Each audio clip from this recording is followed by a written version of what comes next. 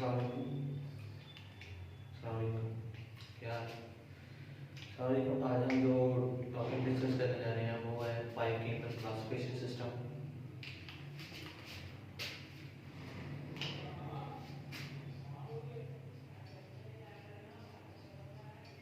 Five kingdom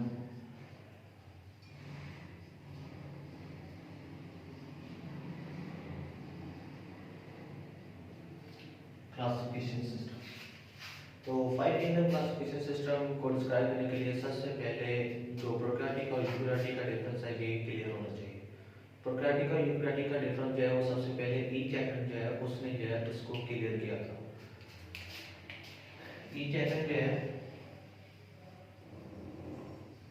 उसने 1937 में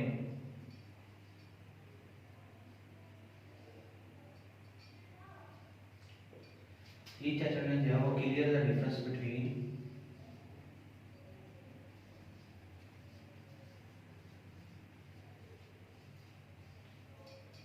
प्रोक्राटिक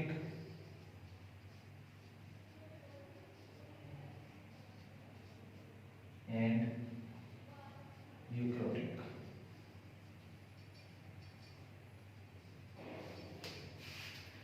तो 5 किंगडम क्लासिफिकेशन सिस्टम को सबसे पहले जो है वो ई चैटन ने जो जब 5 किंगडम क्लासिफिकेशन सिस्टम इंट्रोड्यूस हुआ तो ई चैटन ने सबसे पहले प्रोक्राटिक और यूकैरियोटिक के डिफरेंस को क्लियर किया था।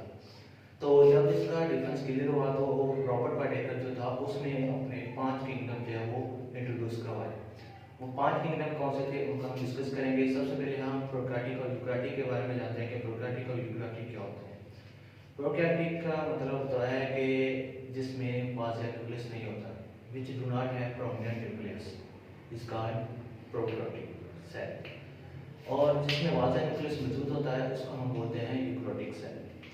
Eukaryotic mean which have prominent nucleus और eukaryotic mean which have prominent nucleus और prokaryotic mean which do not have prominent nucleus.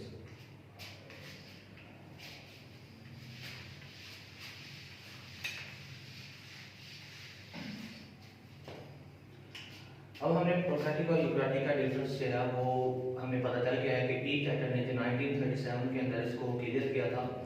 उसके बाद 1967 के अंदर रॉबर्ट पार्टेकर ने जो है वो 5 किंगडम क्लासिफिकेशन सिस्टम को इंट्रोड्यूस करवाया।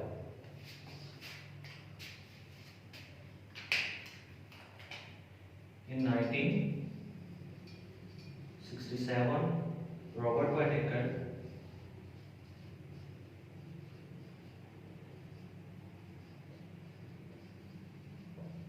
introduce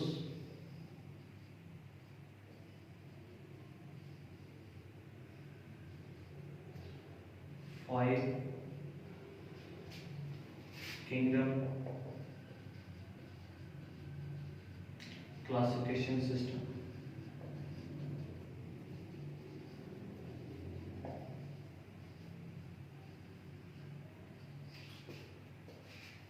In 1967, Robert Patinkin introduced the 5 kingdom classification system after the discovery of protista and eukaryotic difference. तो जो प्रोक्राटिक और यूकैरियोटिक का डिफरेंस क्लियर किया था ई चैटन ने, उसके बाद रॉबर्ट पार्टेकर ने जो 5 किंगडम पेश किए थे वो कौन से हैं, वो इंट्रोड्यूस उसने कौन से 5 किंगडम करवाए थे वो हम सबसे पहले जो इसने किंगडम जो है वो इंट्रोड्यूस करवाया था, इसके जो किंगडम बनाए गए हैं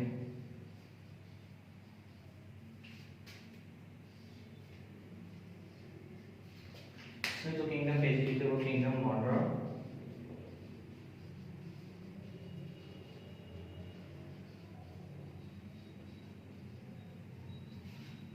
किंगडम प्रोटिस्टा, किंगडम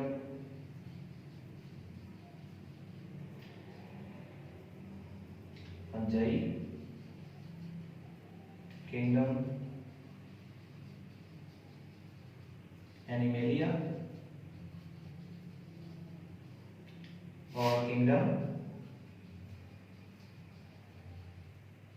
प्लांटे। अब ये जो 5 किंगडम जो है वो रॉबर्ट वाइडेकर ने जो पेश किए थे, इंट्रोड्यूस किए थे, वो ये 5 किंगडम है। किंगडम सबसे पहले kingdom Monera, kingdom protista, kingdom fungi, kingdom Plantae, kingdom animalia. ये जो 5 किंगडम इसने इंट्रोड्यूस कराए थे, इनकी इसने बेसिस बनाई। तो ये जिन बेसिस के ऊपर इंट्रोड्यूस कराए गए थे वो कौन सी बेसिस है, उन बेसिस का हम जो है वो यहाँ पे बताते हैं।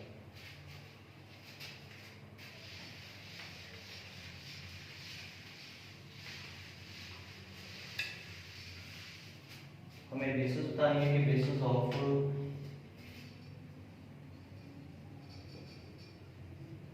5 किंगडम।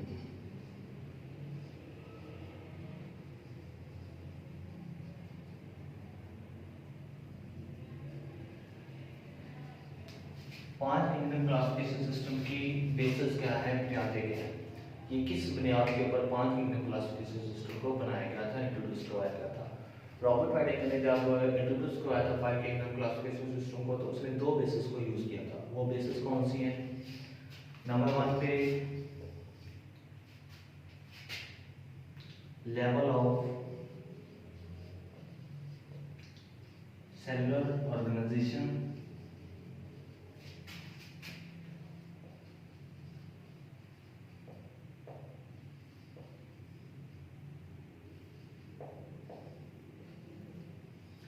लेवल ऑफ ऑर्गेनाइजेशन है। वो लेवल ऑफ ऑर्गेनाइजेशन कौन कौन से हैं इसमें होते हैं कि हम हमारी जो तंजीम के दर्जात है वो कौन कौन से हैं। तो सबसे पहले जो है वो एक तो प्रोकैरियोटिक होते हैं सेल, एक प्रोकैरियोटिक सेल होता है,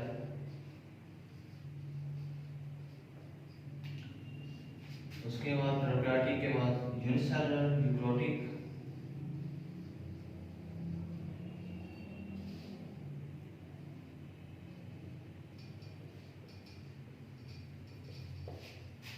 उसके बाद मल्टीसेलुलर।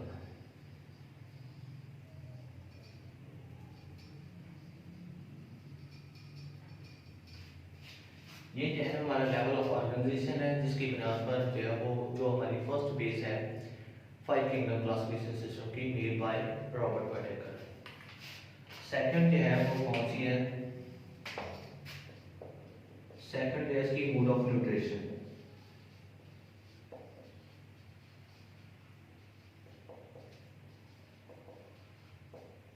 मोड ऑफ न्यूट्रिशन में खाने का तरीका कि हमारी न्यूट्रिशन जो ग़िज़ाइयत है उसका मोड क्या है, तरीका क्या है। तो मोड ऑफ न्यूट्रिशन के लिहाज से जो ऑर्गेनिज्म होते हैं फोटोसिंथेटिक, फोटोसिंथेसिस हो सकता है,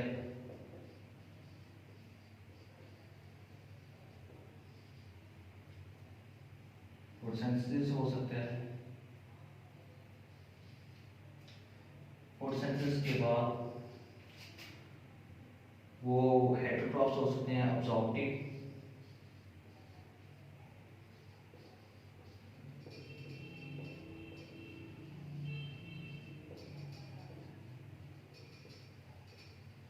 अब्जॉर्प्टिव हेटेरोट्रॉफ्स हो सकते हैं, वो इंजेस्टिव हेटेरोट्रॉफ हो सकते हैं।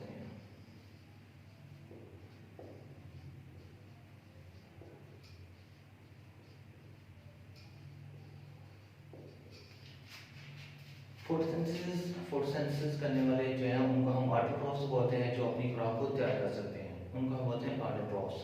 और जो अब्जॉर्प्टिव हेटेरोट्रॉफ्स हैं जो अपनी खुराक को जज़ब करके जिस्म में लेके जाते हैं, और इंजेस्टिव हेटेरोट्रॉफ्स वो होते हैं जो अपनी खुराक को खा के जिस्म में ले जाते हैं। ठीक है, अब जो ये जो 2 बेसिस हैं ये है 5 किंगडम क्लासिफिकेशन सिस्टम की, जो कि रॉबर्ट वाइडेकर ने पेश की थी, बुनियाद बनाई थी उसको पेश करने के लिए। इसके बाद 1988 के अंदर मार्कोस और श्वार्ट्ज जो है वो 2 साइंसदान आए, उन्होंने जो है वो इसके अंदर मॉडिफिकेशन की, इन 2 बेसिस को मॉडिफाई कर दिया। ये 2 बेसिस भी रखी और इसके साथ एक और बेस जो है वो ऐड कर दी। वो बेस कौन सी थी? Genetics. 1988 Marcos and Schwartz modify the 5 kingdom classification system basis of modify the basis of classification 5 kingdom classification system। वो बेसिस कौन सी है? जेनेटिक्स। उस बेस की बुनियाद पर जो रॉबर्ट वाइडेकर ने 5 किंगडम पेश किए थे, वही 5 किंगडम जो है वो मार्कोस और श्वार्ट्ज ने पेश किए। सिर्फ जेनेटिक्स को जो है वो एक पर ऐड किया गया है। बाकी 5 किंगडम वही हैं जो कि रॉबर्ट पैटिंसन ने इंट्रोड्यूस करवाए थे, यानी कि kingdom Monera, kingdom protista, kingdom fungi, kingdom Plantae और किंगडम एनिमेलिया। अब हम इन 5 किंगडम को जो है वो डिटेल के अंदर जो है वो डिस्कस करते हैं। सबसे पहले हम जो है वो किंगडम मोनेरा को डिस्कस करेंगे कि किंगडम मोनेरा में किस किस्म के ऑर्गेनिज्म इंक्लूड होते हैं।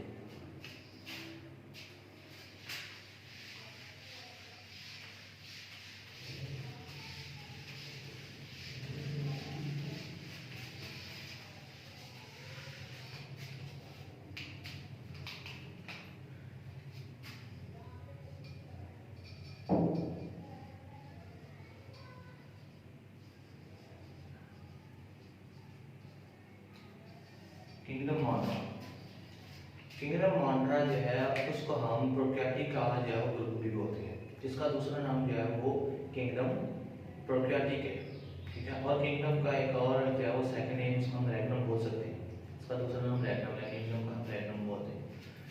और किंगडम प्रोकैरियोटिक या रैग्नम प्रोकैरियोटिक, ठीक है, इसका दूसरा नाम जो है वो प्रोकैरियोटिक है क्योंकि इसमें तमाम के तमाम प्रोकैरियोटिक ऑर्गेनिज्म जो है वो इंक्लूड होते हैं। तो सबसे पहले इसके हम कैरेक्टरिस्टिक पढ़ेंगे कि किंगडम मोनेरा की कैरेक्टरिस्टिक कौन सी है, इसकी खसूसियात क्या है।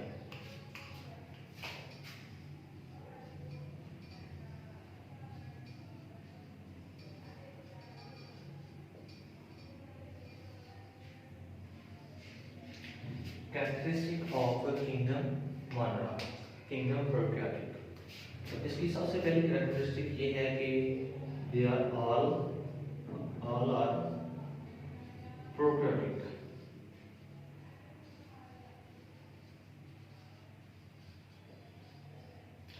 जैसे कि प्रोकैरियोटिक के बारे में आपको पहले भी बताया कि प्रोकैरियोटिक का मतलब होता है कि which do not have permanent nucleus, इसमें वाजन न्यूक्लियस नहीं होता, उसको हम बोलते हैं प्रोकैरियोटिक। तो ये तमाम के तमाम किंगडम मोनेरा के जितने भी ऑर्गेनिज्म हैं सारे के सारे प्रोकैरियोटिक होंगे। और जितने भी प्रोकैरियोटिक होते हैं all prokaryotic are unicellular, but all unicellular are not prokaryotic, क्योंकि यूनिसेलुलर यूकैरियोटिक भी हो सकते हैं और प्रोकैरियोटिक जो है वो कभी भी यूकैरियोटिक प्रोकैरियोटिक जो है वो कभी भी मल्टीसेलुलर नहीं हो सकता। प्रोकैरियोटिक जो है वो जितने भी होते हैं वो सारे के सारे यूनिसेलुलर होते हैं। All are prokaryotic first characteristic इसकी है। दूसरी कैरेक्टरिस्टिक इसकी सेकंड वाली ये है कि they live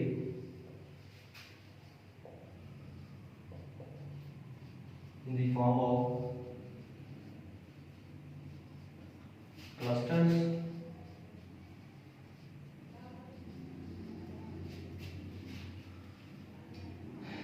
chains, colonies, etc। ये जो है वो या तो क्लस्टर्स की शक्ल में रहेंगे, क्लस्टर्स में गुच्छे बना के रहना, या फिर चेन्स की शक्ल में जंजीरें बना के रहेंगे, एक जंजीर की शक्ल में या वो तरतीब पाए, या फिर कॉलोनीज बना के रहेंगे, यानी कि मिलके इकट्ठे एक दूसरे के साथ मिलके रहेंगे। तो ये क्या है इनका रहने का तरीका क्या है कि ये जो किंगडम मोनेरा के जो ऑर्गेनिज्म है वो इस तरह रहते हैं, cluster in the form of clusters, in the form of chain, in the form of colonies. उसके बाद इसकी कैरेक्टरिस्टिक है some of them are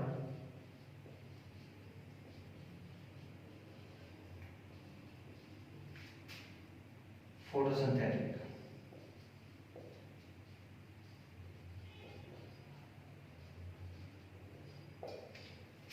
some of them are photosynthetic, इसका मतलब है कि इनमें से कुछ जो है वो फोटोसिंथेसिस करके अपनी खुराक खुद तैयार कर सकते हैं और वो ऑटोट्रॉफ्स कहलाएंगे, ठीक है।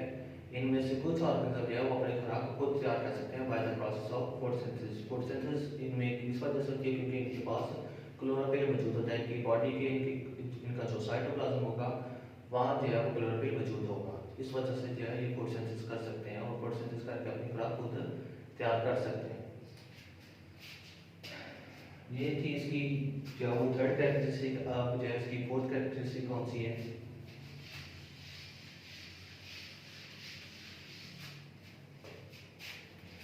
फोर्थ कैरेक्टरिस्टिक इसकी ये है कि मोस्ट आर हेटेरोट्रॉप्स।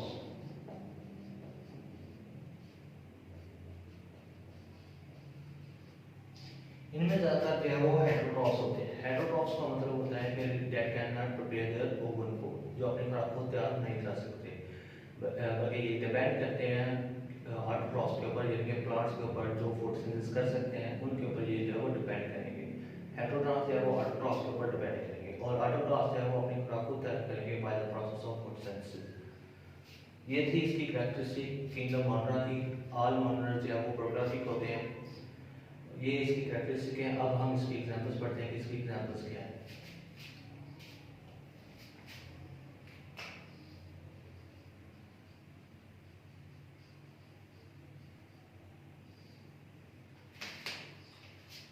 इसकी एग्जांपल्स हैं वो इसके अंदर जो ऑर्गेनिज्म इंक्लूड किए गए हैं वो ऑल बैक्टीरिया, जितने भी बैक्टीरिया हैं सारे इसके अंदर इंक्लूड किए गए हैं। बैक्टीरिया,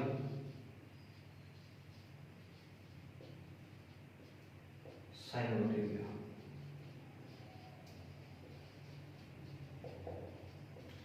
जितने बैक्टीरिया हमारे लिए फायदेमंद हैं या हमारे लिए नुकसानदेह हैं, सारे के सारे जो है वो किंगडम मोनेरा के अंदर इंक्लूड किए गए हैं।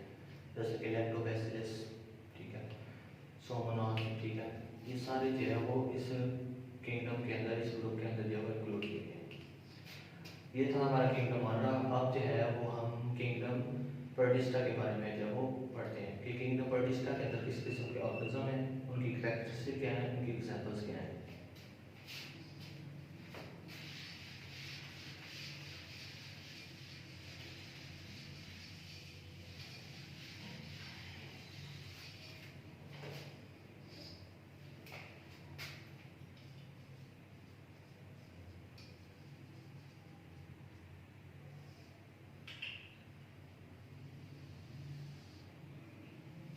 अब आगे है किंगडम प्रोटिस्टा।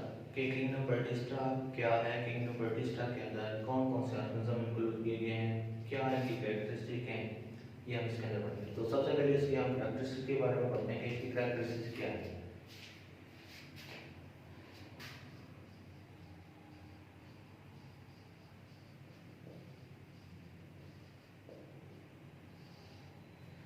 तो इसकी कैरेक्टरिस्टिक ये है, इसकी खसूसियात ये हैं कि ये तमाम इसके अंदर जो है वो यूनिसेलुलर, यूकैरियोटिक और सिंपल मल्टीसेलुलर ऑर्गेनिज्म जो है इसके अंदर इंक्लूड किए गए हैं।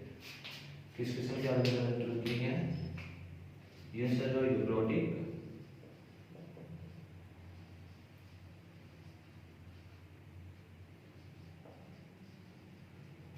यूनिसेलुलर यूकैरियोटिक ऑर्गेनिज्म जो है इसके अंदर इंक्लूड है, और दूसरे नंबर पे इसके अंदर सिंपल मल्टीसेलुलर।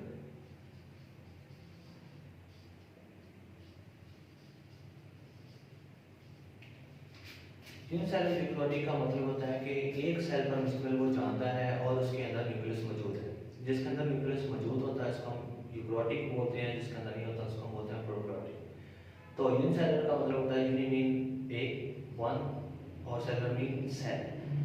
यूनिसेलुलर का मतलब होता है एक सेल पर मुश्तमिल जानदार, और उसके अंदर अगर न्यूक्लियस मौजूद हो तो वो यूकैरियोटिक कहलाएगा, अगर नहीं है तो वो प्रोकैरियोटिक है। दूसरे नंबर पे है सिंपल मल्टीसेलुलर। सिंपल मल्टीसेलुलर का मतलब होता है कि ऐसे ऑर्गेनिज्म जिनके अंदर जो है वो सेक्स ऑर्गन मौजूद नहीं होते, और वो अपनी पूरी लाइफ के दौरान, अपने लाइफ साइकिल के दौरान जो है वो नया एम्ब्रियो नहीं बना सकते, वो होते हैं सिंपल मल्टीसेलुलर। अब हम इसकी ये थी इसकी कैरेक्टरिस्टिक। अब जो है हम पढ़ते हैं कि इसके अंदर कौन कौन से ऑर्गेनिज्म जो है इंक्लूड किए गए हैं, इसकी एग्जांपल्स। फिर हम इसकी एग्जांपल्स को डिटेल में पढ़ते हैं।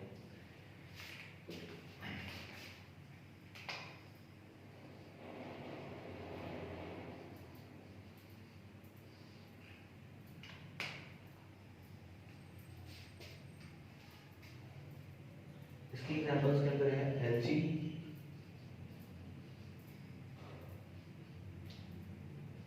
एल्गी इसके अंदर प्रोटोजोन्स हैं,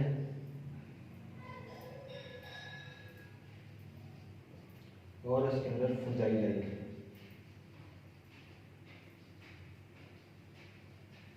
ये तीन इसकी एग्जांपल्स हैं कि इसमें ज़्यादातर जो है वो एल्गी है, प्रोटोजोन्स हैं, और कुछ ऑर्गेनिज्म इसके अंदर फंजाई की तरह के भी हैं।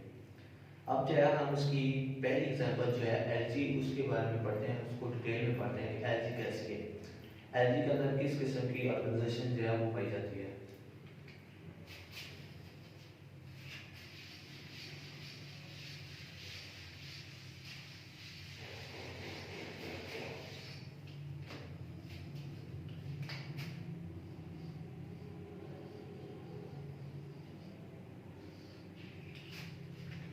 एलजी जो है इसकी कैरेक्टरिस्टिक ये है कि ये यूनिसेलुलर है, ये यूनिसेलुलर है, कॉलोनियल है, इसके अंदर ऑर्गेनाइजेशन होती और सिंपल मल्टीसेलुलर होते हैं। सिंपल मल्टीसेलुलर, यूनिसेलुलर और कॉलोनियल ऑर्गेनाइजेशन, यानी कि ये कॉलोनीज की शक्ल में रहते हैं। इसकी कैरेक्टरिस्टिक क्या है एलजी की? यूनिसेलुलर है,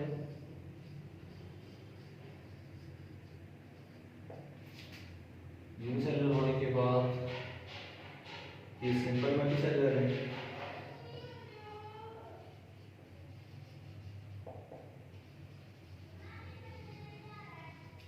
और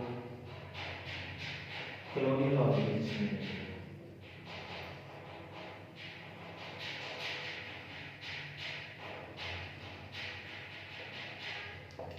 ये इनके अंदर जो है वो ये इसकी कैरेक्टरिस्टिक है एलजी की, जो कि किंगडम प्रोटिस्टा के शामिल है। ये प्रोटिस्टस हैं, यानी कि ये यूनिसेलुलर है, सिंपल मल्टीसेलुलर है और इसके अंदर कॉलोनियल ऑर्गेनाइजेशन पाई जाती है, यानी कि ये कॉलोनीज की शक्ल में जो वो एग्जिस्ट करते हैं, रहते हैं। दूसरी तरफ इसकी खासियत ये है कि ये प्लांट के साथ रिजेंबल करती है। प्लांट के साथ कैसे रिजेंबल करती है कि इसके पास सेल वॉल मौजूद होती है, इसके पास क्या होती है? They have cell wall। तो सेल वॉल की मौजूद होने की वजह से, सेल वॉल की मौजूदगी की वजह से ये जो प्लांट से रिजेंबल करती है। और दूसरी इसके अंदर ये है कि इसके पास क्लोरोफिल भी मौजूद होता है, जो कि जिसकी वजह से अपनी क्रॉप को तैयार कर सकती है, फोटोसिंथेसिस कर सकती है। इस वजह से ये जो है वो प्लांट से रिजेंबल करती है। They have chlorophyll.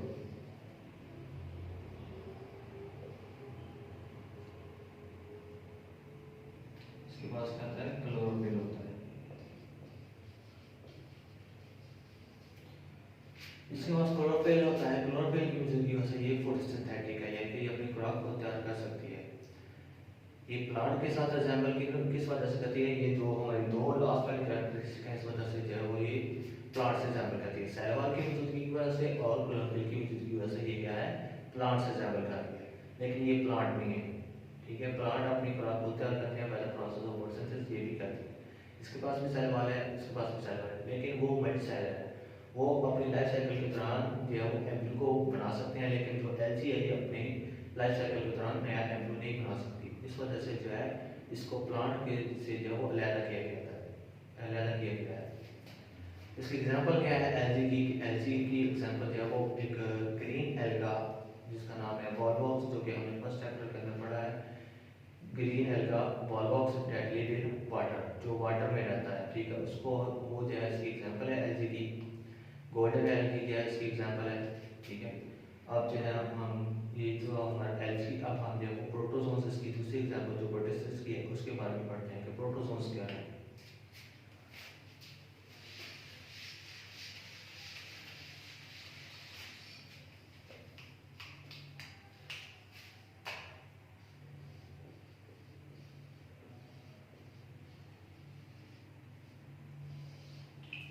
प्रोटोजोन्स जो होते हैं, प्रोटोजोन्स जो होते हैं वो एनिमल लाइक प्रोटिस्टस होते हैं, यानी कि जानवरों की तरह के प्रोटिस्टस हैं।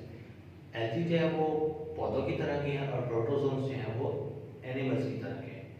एनिमल्स की तरह के कैसे हैं कि ये होते हैं यूनिसेलुलर होते हैं, लेकिन जो एनिमल्स होते हैं वो मल्टीसेलुलर होते हैं। ये क्या है? यूनिसेलुलर। ये यूनिसेलुलर यूकेरियोटिक होते हैं।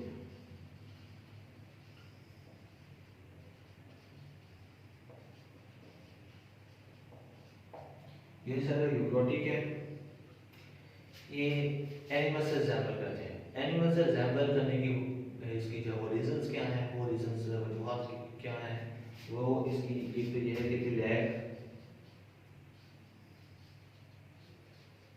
सेल वॉल, इनके पास सेल वॉल मौजूद नहीं होती। दूसरे नंबर पे दे लैक क्लोरोफिल। क्लोरोफिल की गैर मौजूदगी और सेल वॉल की गैर मौजूदगी की वजह से जो है एनिमल से रिजेंबल करते हैं, यानी कि एनिमल की तरह के जो वो प्रोटिस्टस होते हैं। इसकी एग्जांपल्स क्या हैं? ये थी इसकी कैरेक्टरिस्टिक। अब जो है हम इसकी एग्जांपल्स के बारे में पढ़ते हैं कि इसकी एग्जांपल्स क्या हैं।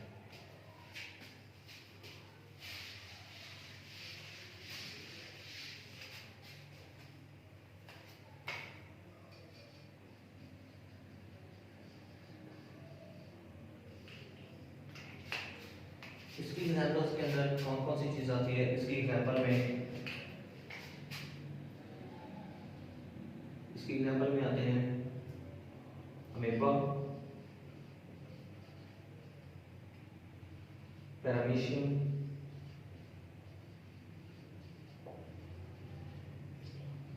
यूग्लेना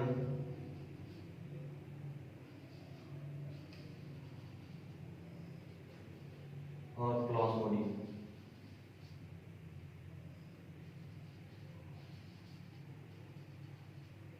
ये है इसके एग्जांपल्स। प्रोटोजोन्स जो है वो यूजुअली यूकारियोटिक होते हैं। उसकी एग्जांपल जो है वो है अमीबा, पैरामीशियम, यूग्लेना और प्लाज्मोडियम वगैरह। अब जो है वो तीसरा प्रोटिस्टस जो होता है वो फंजाई की तरह होता है, यानी कि उसका मोड ऑफ न्यूट्रिशन जो है वो फंजाई की तरह है। वो ऑब्जॉर्व करके जिस्म में जो है वो अपनी खुराक को लेके जाते हैं। तो ये था हमारा किंगडम प्रोटिस्टा से रिलेटेड, डायग्राम प्रोटिस्टा से रिलेटेड। अब जो है हम नेक्स्ट जो हमारा किंगडम है यानी कि किंगडम फंजाई जो है उसके बारे में पढ़ेंगे।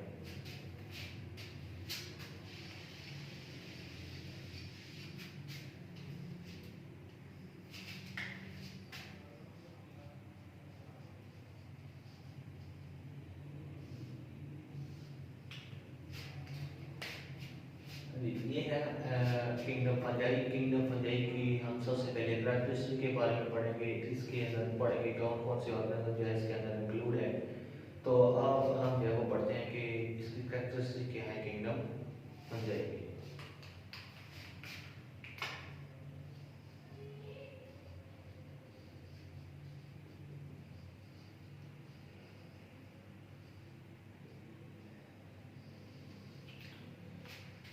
किंगडम फंजाई की खसूसियात क्या है, कैरेक्टरिस्टिक क्या है? इसकी खसूसियात ये है कि ये मल्टी सेलुलर होते हैं। क्या होते हैं? Multi cellular.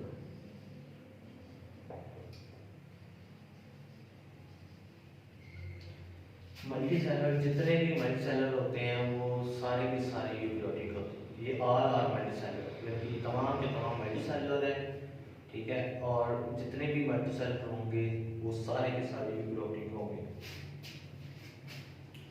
ये थी इसकी पहली कैरेक्टरिस्टिक। दूसरी इसकी कैरेक्टरिस्टिक क्या है कि ये अब्जॉर्प्टिव है, ये हेटेरोट्रॉप्स। ये क्या है? हेटेरोट्रॉप्स।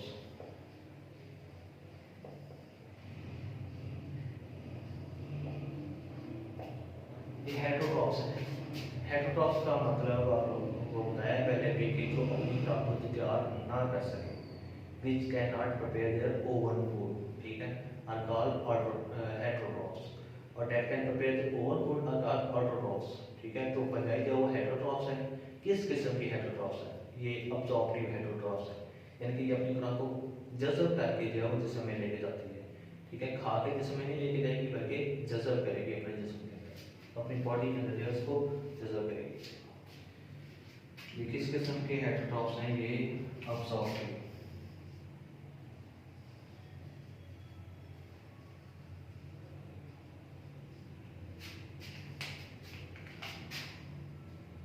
ये अब्जॉर्प्टिव हेटेरोट्रॉप्स हैं। तीसरे नंबर पे दे हैव सेल वॉल।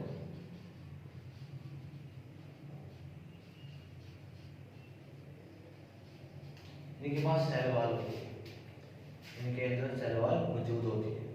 उस सेल वॉल का नाम क्या है? वो सेल वॉल किस चीज़ से बनी होती है? इसकी सेल वॉल जो है वो काइटिन से बनी होती है। काइटिन क्या चीज़ है? एक केमिकल है, ठीक है, जो कि फंजाई की सेल वॉल के अंदर पाया जाता है। सेल वॉल किससे बनी होती है? काइटिन से। काइटिन क्या है? केमिकल जो कि get found in the cell wall of fungi. Fungi की सेल वॉल के अंदर जो केमिकल पाया जाता है उसको हम बोलते हैं काइटिन। ये इसकी कैरेक्टरिस्टिक के बारे में हमने पढ़ा है, ठीक है।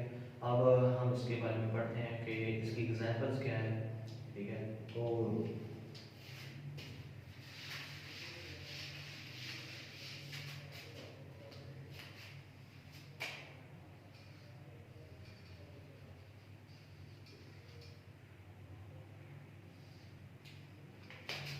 इसकी एग्जांपल है मशरूम।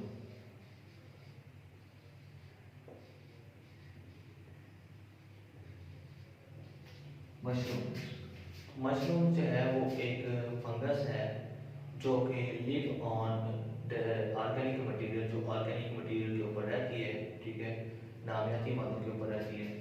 तो ये क्या करती है कि जब इसने कोई चीज़ खानी होती है तो ये अपने डाइजेस्टिव एंजाइम जो है वो उस ऑर्गेनिक मैटर के ऊपर रिलीज करती है।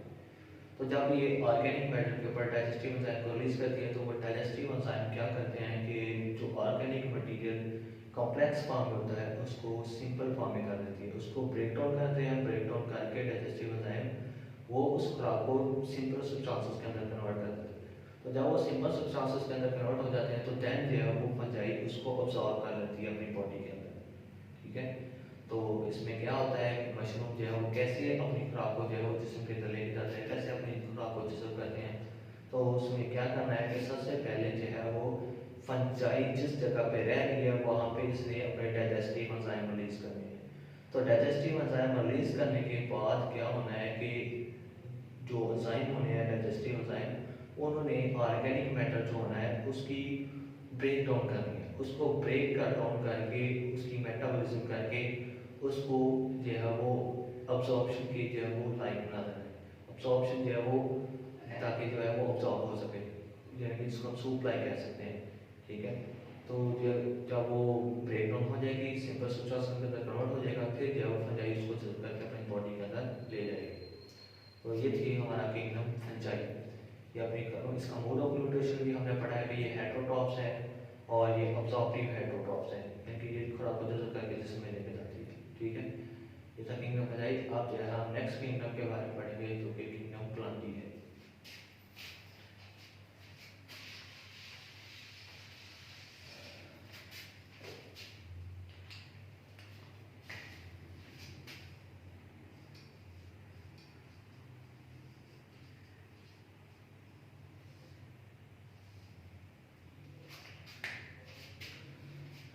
अब हम पढ़ेंगे किंगडम प्लांटी के बारे में कि किंगडम प्लांटी की कैरेक्टरिस्टिक क्या है, इसके अंदर किस किस्म के ऑर्गेनिज्म जो है वो शामिल होते हैं। तो सबसे पहले इसकी हम कैरेक्टरिस्टिक पढ़ते हैं कि इसकी कैरेक्टरिस्टिक क्या है।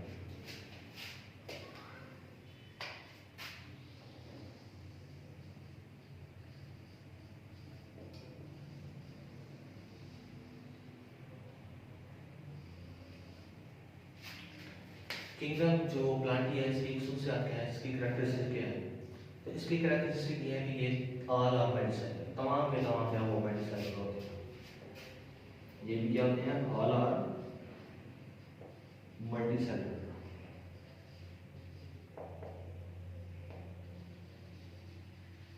तमाम के तमाम जो है वो मल्टीसेलुलर होते हैं, ठीक है। यानी कि इनके अंदर एक से ज़्यादा सेल्स पाए जाते हैं, इनकी बॉडी जो है एक से ज़्यादा सेल से मिलकर बनी हुई है। इस वजह से जो इनका लेवल ऑफ ऑर्गेनाइजेशन जो है वो मल्टीसेलुलर है। दूसरे नंबर पे ये किंगडम प्लांटी के जितने भी ऑर्गेनिज्म हैं वो सारे के सारे ऑटोट्रॉप्स होंगे। क्या होते हैं, ऑटोट्रॉप्स।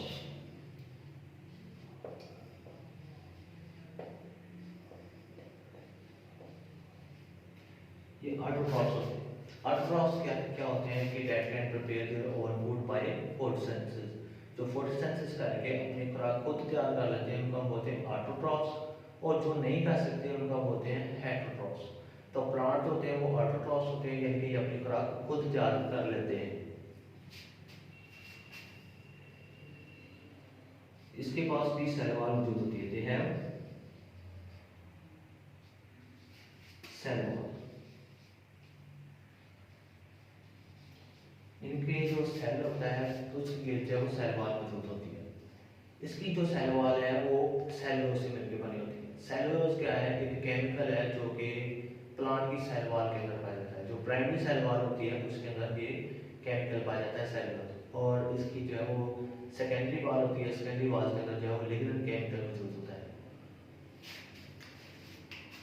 किससे बनी होती है, सेलुलोज से। सेलुलोज जो है is a chemical that found in the cell wall of plants, ठीक है। ये थी इसकी कैरेक्टरिस्टिक, ठीक है, कि ये अपनी खुराक को तैयार करते हैं। अब इसकी हम एग्जांपल्स पढ़ते हैं कि इसकी एग्जांपल्स क्या है। मल्टीसेलुलर का मतलब वो ये होता है कि इसकी बॉडी एक से ज़्यादा सेल पर मुश्तमिल होती है और इनके पास जो है वो सेक्स ऑर्गन मौजूद होते हैं। ये अपनी लाइफ साइकिल के दौरान जो है वो अपना नया एम्ब्रियो बना सकते हैं। ठीक है। ये सिंपल मल्टीसेलुलर नहीं है। सिंपल मल्टीसेलुलर जस्ट वो होते हैं जिनकी लाइफ साइकिल के दौरान अपनी जो है वो तादाद ना बढ़ा सके, अपने जो है वो अपने जैसे ज़्यादा ना बना सके, वो होते हैं सिंपल मल्टीसेलुलर। जो मल्टीसेलुलर होते हैं, ठीक है, उनको हम बोलते हैं कॉम्प्लेक्स मल्टीसेलुलर। जिनको हम बोलते हैं वो होते हैं कि जो अपनी लाइफ साइकिल के दौरान अपने जैसा एम्ब्रियो बना सकते हैं, ठीक है। जो नए एम्ब्रियो बना सके उनको हम बोलते हैं मल्टीसेलुलर, जो ना बना सके उनको हम बोलते हैं सिंपल मल्टीसेलुलर, ठीक है। तो प्लांट जो होते हैं वो मल्टीसेलुलर है, फंजाई भी मल्टीसेलुलर है, एल्गी जो है वो सिंपल मल्टीसेलुलर होती है। अब हम इसकी एग्जांपल्स पढ़ते हैं। इसकी एग्जांपल्स क्या हैं?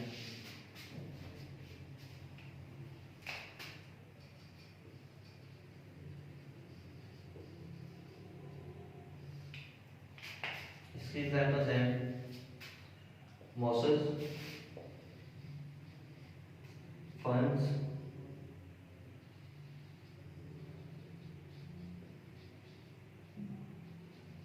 और फ्लावरिंग प्लांट्स।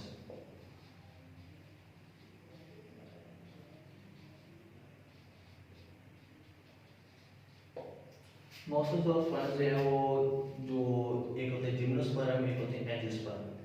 जिम्नोस्पर्म का मतलब होता है कि जो फूलदार नहीं होते, जिनके ऊपर फूल नहीं लगते, और एंजियोस्पर्म होते हैं जिनके ऊपर फूल लगते हैं, ठीक है, इनके फ्लावरिंग प्लांट्स। मॉसेस और फंड्स जो है वो जिम्नोस्पर्म की मिसालें हैं, और जो फ्लावरिंग प्लांट्स हैं जिसके अंदर रोज वगैरह आ जाते हैं, ठीक है, वो चमेली वगैरह आ जाते हैं, तो वो सारे के सारे जो है वो फ्लावरिंग प्लांट के अंदर इंक्लूड है, और उनको बोलते हैं एंजियोस्पर्म। ये था हमारा किंगडम प्लांटी। अब जो है वो नेक्स्ट हम जो है वो किंगडम एनिमलिया के बारे में पढ़ेंगे कि किंगडम एनिमलिया की कैरेक्टरिस्टिक क्या है और उसके अंदर किस किस्म के ऑर्गेनिज्म इंक्लूड किए गए हैं।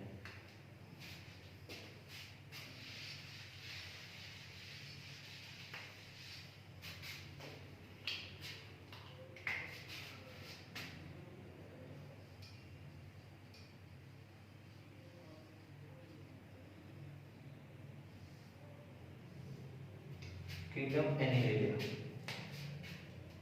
जो कि जानवरों का ग्रुप है। किंगडम एनिमलिया के अंदर कौन से ऑर्गेनिज्म इंक्लूड हैं और इसकी एग्जांपल्स क्या हैं, ठीक है, इसकी कैरेक्टरिस्टिक क्या है। फिर सबसे पहले इसलिए हम कैरेक्टरिस्टिक के बारे में पढ़ते हैं कि इसकी कैरेक्टरिस्टिक क्या है।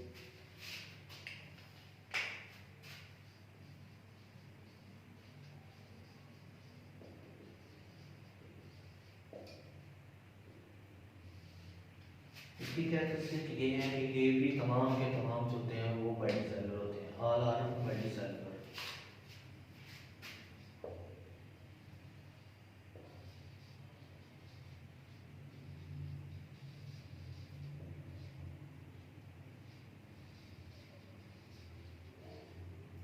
तमाम के तमाम जो होते हैं वो मल्टीसेलुलर होते हैं, यानी कि ये अपनी लाइफ साइकिल के दौरान अपने जैसे एम्ब्रियो बना सकते हैं, ठीक है।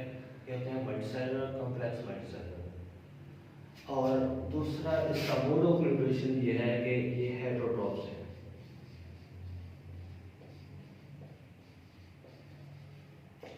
ये किस किस्म के हेटेरोट्रॉप्स हैं, ठीक है, ये अपनी खुराक को कैसे जब खाते हैं या अपने जिस बॉडी के अंदर लेके जाते हैं, तो ये इंजेस्टिव हेटेरोट्रॉप्स है। किस किस्म में? इंजेस्टिव, यानी कि इन्होंने खुराक को खा के जिसमें लेके जाना है।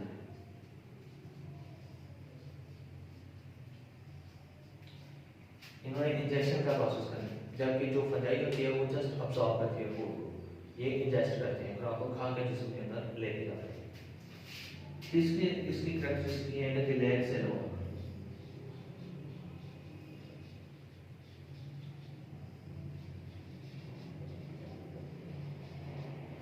इनके पास सेल वाल मौजूद नहीं होती। इनका जो सेल होता है उसकी लास्ट जो बाउंड्री होती है इसको हम सेल मेम्ब्रेन बोलते हैं या प्लाज्मा मेम्ब्रेन बोलते हैं।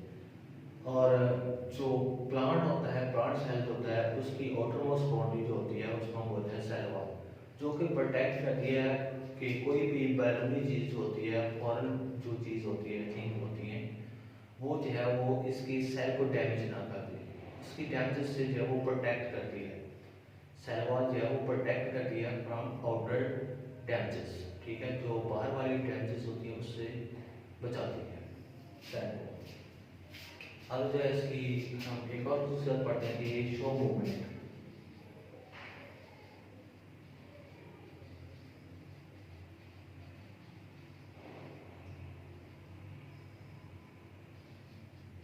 ये मूवमेंट शो करते हैं, यानी कि ये अपनी जगह जो है वो चेंज कर सकते हैं।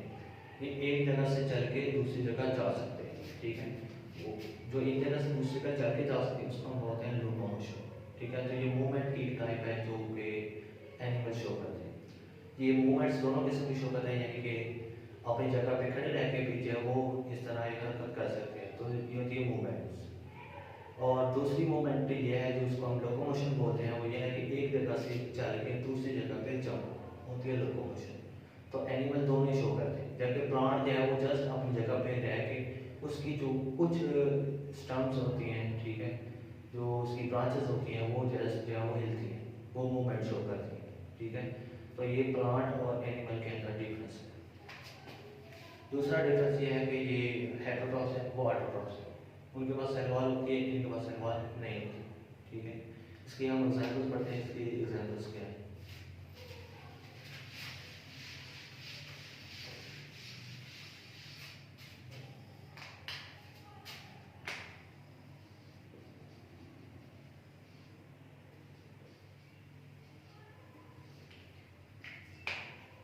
इसके एग्जाम्पल्स है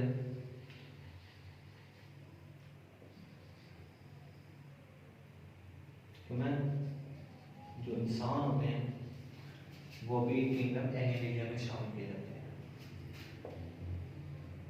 एलिफेंट, लायन, टाइगर,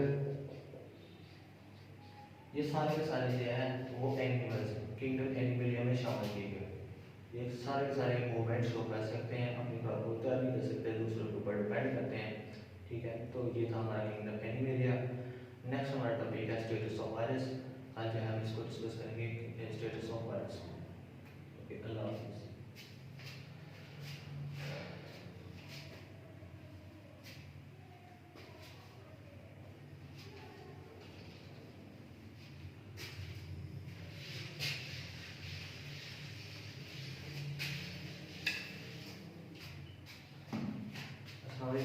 अब जो है हम आज जो है स्टेटस ऑफ वायरस के बारे में पढ़ेंगे कि स्टेटस ऑफ वायरस क्या है, वायरसेस क्या है। सबसे पहले हमें ये जानना है, तो हम पढ़ते हैं status of virus.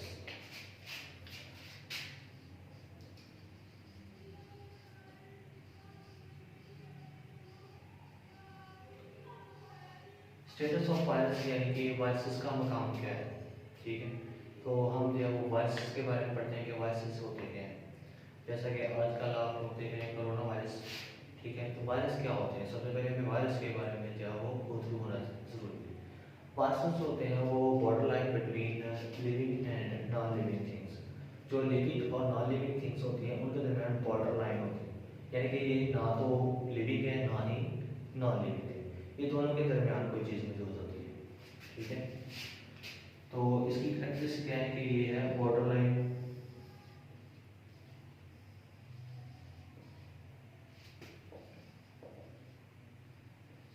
between living and non-living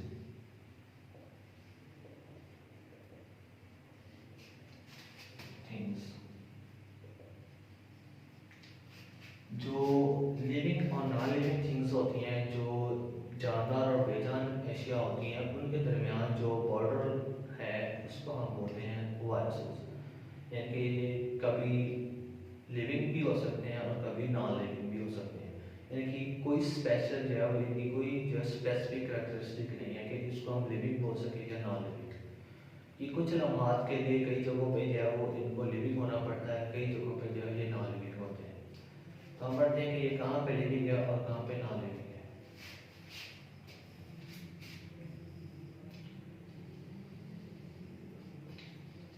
they show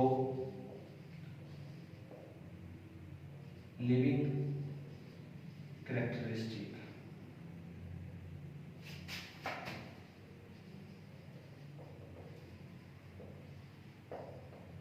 in living host।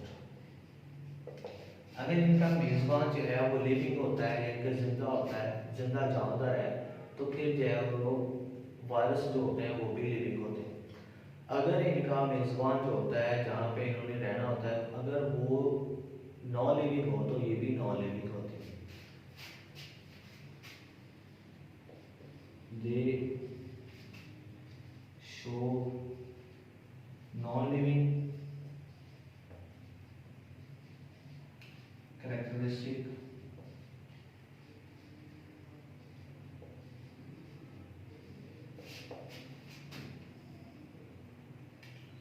In non living host. इनकी इनका मेजबान अगर नॉन लिविंग है तो ये भी नॉन लिविंग है, अगर इनका मेजबान जो है वो लिविंग है तो ये भी लिविंग है।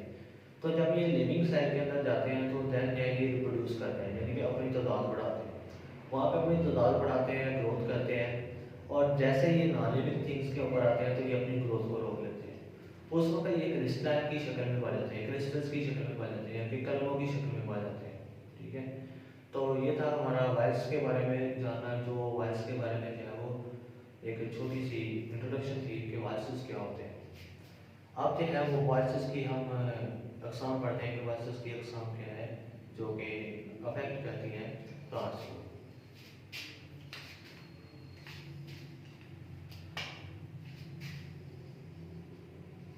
Prions and violets.